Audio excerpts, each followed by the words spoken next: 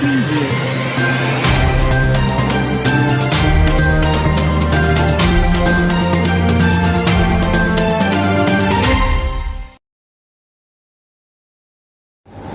मैं मुस्कान 12 now news में आपका स्वागत करती हूं। आइए जानते हैं आज की ताज़ा खबर।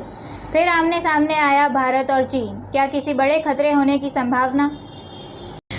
भारत ने चीन के खिलाफ भी डिफेंस ऑफेंसिव रणनीति अपनाने का मन बना लिया है। प्राप्त रिपोर्ट के मुताबिक भारत ने एक अभूतपूर्व कार्रवाई करते हुए कम से कम 50,000 अतिरिक्त सैनिकों और चीन की सीमा पर भेजे हैं। न्यूज़ एजेंसी 12 नाउ ने अपनी रिपोर्ट में भारत द्वारा उठाए गए इस कदम को अभूतपूर्व और ऐतिहासिक बताया है। 12 नाउ ने 4 अलग अलग सूत्रों के हवाले से कहा है कि भारत ने पिछले कुछ महीनों में चीनी सीमा से सेट 3 अलग अलग इलाकों में भारी संख्या से सेनाएं और युद्ध विमानों को तैनात किया है। इसी तरह अब भारत ने चीन की सीमा पर नज़र रखने के लिए करीब 2 लाख सैनिकों को तैनात कर दिया है, जो कि पिछले साल के मुकाबले 40% ज़्यादा है।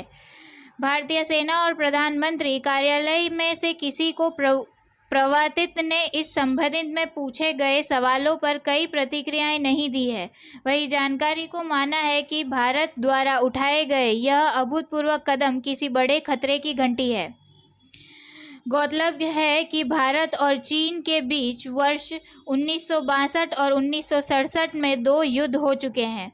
वहीं पिछले वर्ष 15 जून को पूर्वी लद्दाख के गलवान घाटी में चीन सैनिक और भारतीय सैनिकों के बीच हुई भीषण झड़प हुई थी, जिसके नतीजे में 20 से अधिक भारतीय जवान हताहत हो गए थे, जबकि कई चीनी सैनिकों को भी घायल होने की सूचना थी।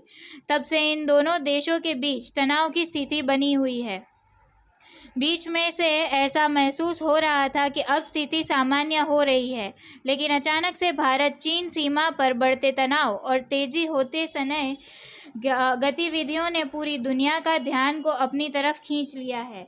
भारत के लेफ्टिनेंट जनरल और नॉर्दर्न आर्मी के पूर्व कमांडर DS हुड्डा कहते हैं, सीमा के किसी भी तरफ इतनी बड़ी संख्या में सेना की तैनात खतरनाक है, खासकर तब जब बॉर्डर मैनेजमेंट प्रोटोकॉल टूट चुका हो। उन्होंने कहा, दोनों ओर से विवादित इलाकों की पेट्रोलिंग में बढ़ती आक्रामकता का प्रदर्शन होगा। ऐसे ही स्थानीय स्तर पर छोटी से भी घटना बड़े संघर्ष में बदल सकती है।